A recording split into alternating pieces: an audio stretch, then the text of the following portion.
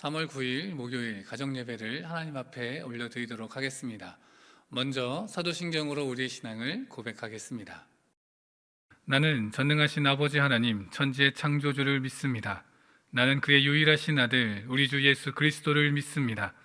그는 성령으로 잉태되어 동정녀 마리아에게서 나시고 본디오 빌라도에게 고난을 받아 십자가에 못 박혀 죽으시고 장사된 지 사흘 만에 죽은 자 가운데서 다시 살아나셨으며 하늘에 오르시어 전능하신 아버지 하나님 우편에 앉아 계시다가 거기로부터 살아있는 자와 죽은 자를 심판하러 오십니다. 나는 성령을 믿으며 거룩한 공교회와 성도의 교제와 죄를 용서받는 것과 몸의 부활과 영생을 믿습니다. 아멘. 다 함께 찬송가 311장을 찬양하도록 하겠습니다.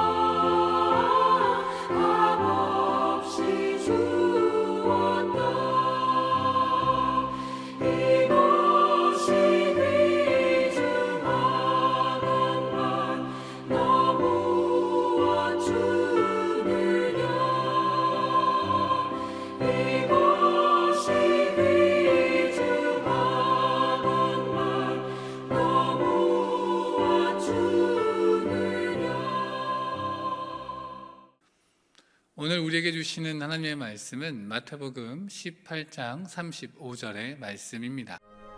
너희가 각각 마음으로부터 형제를 용서하지 아니하면 나의 하늘 아버지께서도 너희에게 이와 같이 하시리라.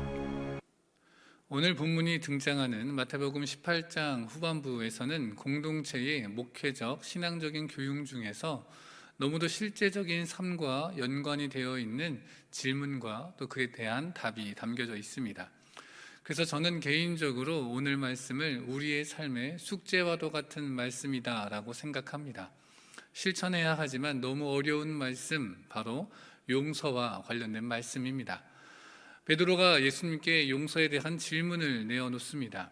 그리고 예수님께서는 하늘나라의 제자들이 용서에 대해서 어떻게 이해해야 하는지 비유로 교훈하여 주십니다. 바로 1만 달란트를 탕감받은 종에 대한 비유입니다. 이 비유를 통해서 우리가 용서에 대해서 가져야 할 자세가 드러나게 됩니다. 바로 제자된 우리가 용서하는 것은 선택이 아니라 의무다라고 하는 것입니다. 제자들을 대표하여 베드로가 예수님께 질문합니다. 바로 용서에 대한 것이지요. 한 형제가 자신에게 죄를 범하면 몇 번이나 용서해야 되는지 묻게 된 것입니다. 이때 베드로는 7번까지 용서해야 합니까? 라고 하면서 덧붙여 질문하게 됩니다. 이때 담겨있는 7번이라고 하는 것은 유대의 정서상 완전을 의미하는 것입니다. 어떻게 보면 베드로가 7번까지입니까? 라고 질문할 때 주님 설마 7번까지 용서해야 하겠습니까? 라고 하는 부정적인 뉘앙스가 느껴지기도 합니다. 그러나 예수님의 대답은 베드로의 예상을 완전히 뒤엎는 것이었습니다. 7번은 물론이거니와 7번을 70번까지라도 해야 한다는 어떻게 본다면 충격적인 말씀이었습니다. 이것을 문자적으로 본다면 490번 용서해야 된다라고 하는 말씀입니다. 그러나 이것을 가지고 490번만 용서하고 다음부터는 용서하지 않아도 된다라고 이해하는 사람은 아마 없을 것입니다. 7번과 490번 이 두 단어의 의미는 이어지는 비유에 의해서 보다 확실하게 선명하게 드러나고 있습니다.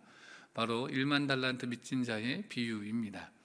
여기 나타나는 1만 달란트는 비현실적인 금액입니다. 금 달란트가 아니라 은 달란트로 계산한다 하더라도 16만 년을 하루도 빠짐없이 일하고 또 그 번 돈을 한 푼도 쓰지 않아야 벌 수 있는 돈, 16만 년 어치의 일당을 모두 모은 돈이 바로 이 1만 달란트라고 하는 그 금액입니다. 결국 1만 달란트라고 하는 것은 어떤 액수를 뜻한다기보다 도저히 갚을 수 없는 어마어마한 액수를 나타낸다라고 우리는 이해할 수 있겠습니다. 이 상상을 초월하는 금액을 빚진 자, 그에게는 도저히 갚을 길이 없습니다. 이 종은 임금에게 이 빚을 갚을 능력이 도저히 없는 것입니다. 그러나 임금의 명령이 떨어집니다. 그에게 속한 가족과 모든 소유를 다 팔아서라도 갚으라고 하는 차갑고도 지엄한 명령이 내려진 것입니다. 자신의 모든 것을 상실하고 감옥에 들어가게 될 큰 위기 앞에 종이 할 수 있는 것이 무엇이겠습니까? 그저 엎드리는 것이었습니다. 오직 자비를 구하는 것이었습니다. 절대 갚을 수 없지만 내게 참아주시면 언젠가는 꼭 갚겠다라고 하는 뻔한 거짓된 요청을 하고 있는 것입니다. 그러나 그 요청에 누구도 예측하지 못한 임금의 자비가 나타납니다. 그를 용서하고 그 빚조차 탕감해 준 것입니다. 실로 엄청난 용서요, 초월적인 용서라고 할 수 있겠습니다. 죽음으로도 다 갚지 못할 그 큰 빚을 탕감받게 된 것입니다. 이 자체도 너무도 충격적인데 더 충격적인 사건이 그 이후에 이어집니다. 이렇게 자비와 용서를 받은 종, 나가자마자 어떤 사람을 만나게 되는데요, 바로 자신에게 빚진 자입니다. 물론 그 양이 적은 양은 아닙니다. 꽤 큰 돈을 빚지긴 했지만 이 1만 달란트 탕감받은 종은 자신에게 빚진 자를 무자비하게 협박하며 옥에 가두게 됩니다. 이 종이 어떤 사람입니까? 바로 방금 전에 초월적인 용서를 경험한 사람입니다. 임금께 간청하고 얻을 수 없는 용서를 얻게 된 사람입니다. 그러나 그는 자신에게 동일하게 용서를 구하며 반드시 갚겠다라고 하는 동료의 간구를 철저히 무시하고 외면하였습니다. 그리고 그를 감옥에 가두게 되었습니다. 이 이야기를 듣게 된 임금이 어떻게 하였습니까? 이 종에게 내린 탕감을 철회하였습니다. 그리고 옥에 가두어서 빚을 갚도록 하였습니다. 평생 갚아도 갚을 수 없는 빚이기에 사실상 영원한 심판이 이 종에게 내려지게 된 것입니다. 이 비유를 마치신 예수님께서 말씀하십니다. 너희가 각각 마음으로부터 형제를 용서하지 아니하면 나의 하늘 아버지께서도 너희에게 이와 같이 하시리라. 이 말씀을 통하여서 우리는 우리의 삶의 모습, 우리의 용서의 모습을 돌아보아야 하겠습니다. 우리는 용서에 한계가 있다라고 생각합니다. 이렇게까지, 이만큼까지, 이 정도까지의 한계의 마음이 있습니다. 베드로에게도 역시 몇 번까지 용서해야 하는지 이 용서에 한계가 있다는 전제를 가지고 질문하였습니다. 그러나 예수님께서 말씀하신 대답은 무한대 한계 없는 용서였습니다. 용서라고 하는 것은 일회적인 사건이 아니라 일련의 과정입니다. 죄인을 있는 그대로 수용하는 과정이며, 그리고 내가 상처받은 것을 하나님께서 사용하시도록 그분의 주권에 맡기는 과정입니다. 결국 용서라고 하는 것은 잘못한 사람이 변하는 과정이기보다는 내가 변하는 과정입니다. 용서를 통해 내가 더 하나님의 성품으로 한 발자국 나아가게 되는 것입니다.